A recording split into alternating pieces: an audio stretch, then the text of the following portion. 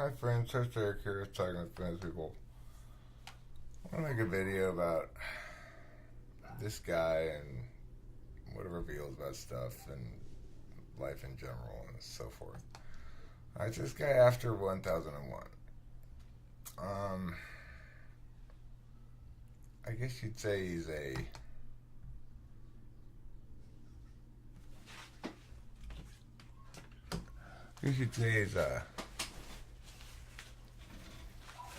angry or something. I don't know. But the thing is, I don't want to just be purely adversarial with this guy as I have in the past. You know, in the past when I've come in contact with this sort of thing, I try to just sort of attack it. But, I was like this too. So I feel a certain amount of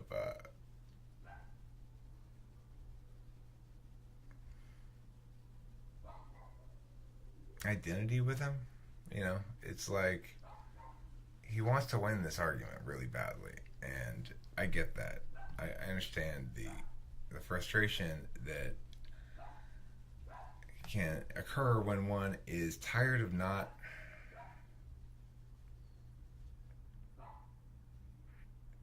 being where one wants to be or doing what one wants to be doing or something like that.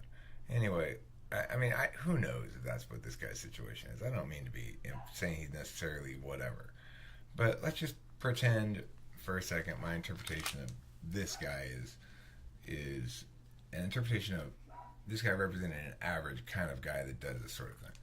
So whether this is him or not, I don't know, but we'll just pretend that he's representative of a class of things that are like this.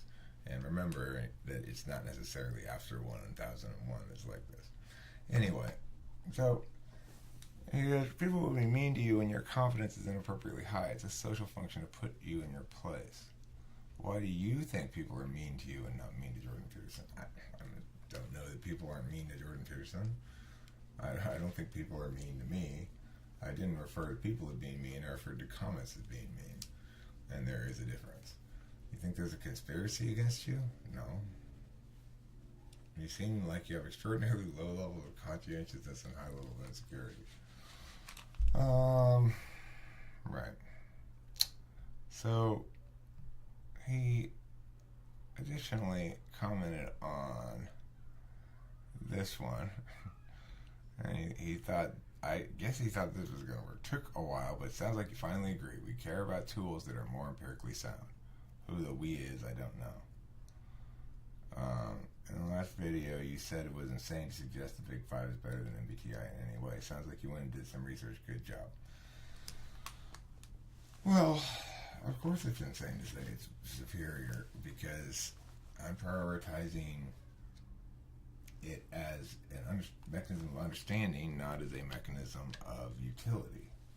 And, that's a fair thing to say we ought to prioritize. And to note that utility that's not empirical in the sense that just because something might have benefits that are difficult to assess in a concrete empirical fashion, because when you do, it takes out the particularism from it. So let's say, somebody's understanding of cognitive functions helps them in their lives. Well, how exactly are we going to test that? It's kind of tricky. You say, well, we can use predictions and stuff. Well, okay, but that's not necessarily helping them in their lives, right? So what ought we prioritize? Anyhow, I haven't proved that this is helping people in their lives either, but my basic alignment with truth says, because this is more correct, more logically sound, makes more sense, accounts for more things, and doesn't presume its own value matrix to be universal or fundamental, that it's preferable. So he says, why should we all have... after he said this thing, I was just like, I even went to the trouble to spike out this sort of idiocy. I anticipated specifically from you, to be honest, and believed I had obviated it, but I hadn't accounted for your slowness. Rewatch the last minute or two and try to understand it. Which I say, please respond to the fact that this is a critique of prioritizing those things. It is not and that you shouldn't simply demonstrate the bias as a response if you're going to try to meaningfully respond to it. He went right ahead and did that, of course. I mean, this is technically not wrong. If he's saying we, meaning people like him or utilitarians or something.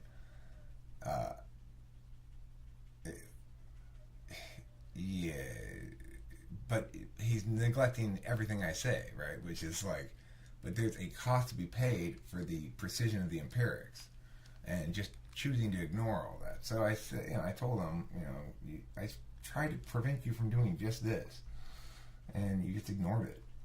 He said, we should all have a utilitarianist view of psychology and medicine under any and all circumstances. Why are you so obsessed with frivolous philosophical nuance? Tell me why utilitarianism in medicine is bad. I put, okay, so he's making some progress here. At least he's responding on point. I say, you're responding on point, though you're still straw manning me and ignoring the more nuanced explanation I already provided. Psychology is not merely medicine, and empirics of the sort you imagine are not the only or necessarily best way to determine value. The ontological concerns you deem frivolous are those addressing matters of consciousness and the nature of being itself. A taxonomy of attentional matters literally is grounded in the school of philosophy called ontology, and is perhaps best critiqued, as I do in this video, by subverting teleological arguments that are commonly misused to support utilitarian calculi as discussed herein. So yes, I'm talking about philosophy, and it's only as frivolous as understanding itself is frivolous. If you dislike understanding so much, then why do you ask questions knowing that the answers will expand your understanding?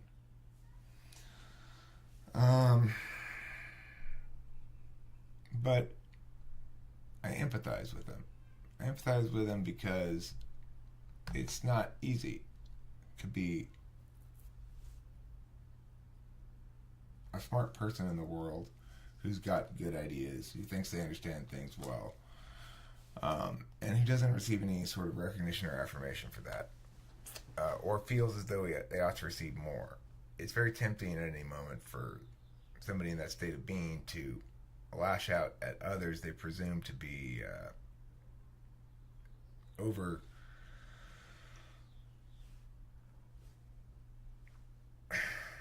arrogant, I guess.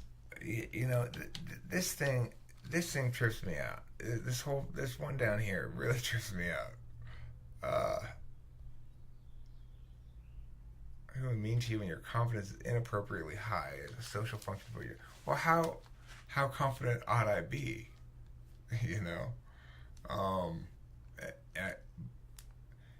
Here you say I have a very high level of insecurity. That's not necessarily inconsistent with inappropriately high confidence. In fact, you could say inappropriately high confidence would seem to be a pretty natural consequence of insecurity, but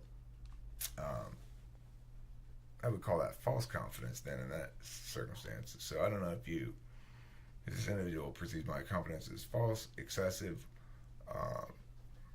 I guess I'm kind of insecure. I mean, I'm certainly not beyond insecurities, but I hear Kimberly talk about me being too insecure a lot. But that's because, with my woman, I wanted to talk about the relationship and me and us and stuff in certain ways, and she doesn't necessarily. She's not very big picture, But whatever. I'm getting over that as best I can.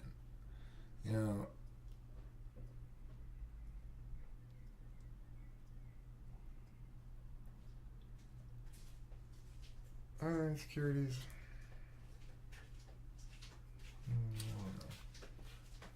Thank you, baby. I appreciate it. Oh. You fooled me for a second. I was like, oh shit. I'm not the crazy cat guy. You are.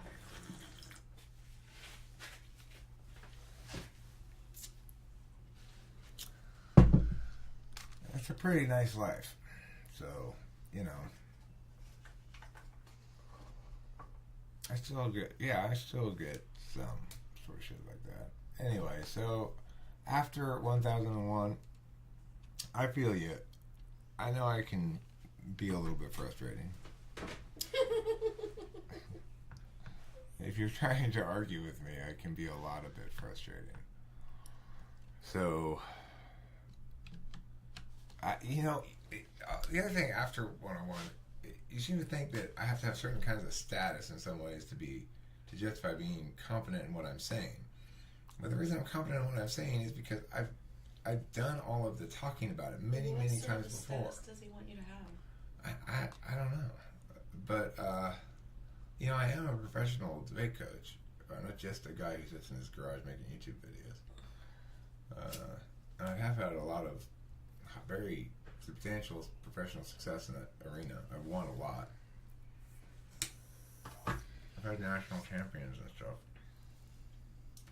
Does that make you take me more seriously for some reason? I don't know. Some people it does. It's like a beta quadrant thing. Alpha quadrant with me and Cameron, we're egalitarian. We can't stand the idea that somebody might think they're better than other people.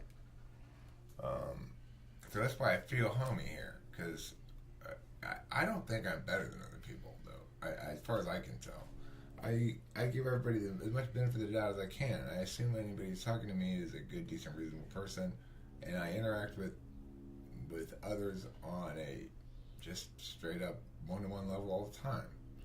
You can come talk to me one-to-one, or you know, if I'm in a group or whatever, I don't know, whoever's in the room anytime. I'm in there all the time. He probably won't come. Well, you know, it's like you don't have to cling to this negativity thing. We don't have to be enemies. That's I guess the message of this video. And I'm not trying to trick you. I'm not going to pull the rug out from under you later on and be like, aha, now I got you. I'm going to embarrass you or something. I get it. We all sometimes we want to pyow. You're plowing at the wrong guy, but that's not because I'm so badass. It's just because I'm not. I'm not the thing that you think you're taking down a notch. So, anyway, I just wanted to talk about that. It seems like it's interesting to me. I find his comments and I find that kind of hostility interesting. Thoughts, Yes. Kim? Yes, I know you do. Kim, you love it too, is what you're saying? No, I'm saying I know you love all the hostility. Oh. You love all the naysayers. Yeah. Well, I have a long history with naysayers in general. People have been saying nay to me my whole life. Alright. Thanks for watching. Don't forget to eat plenty of cheese.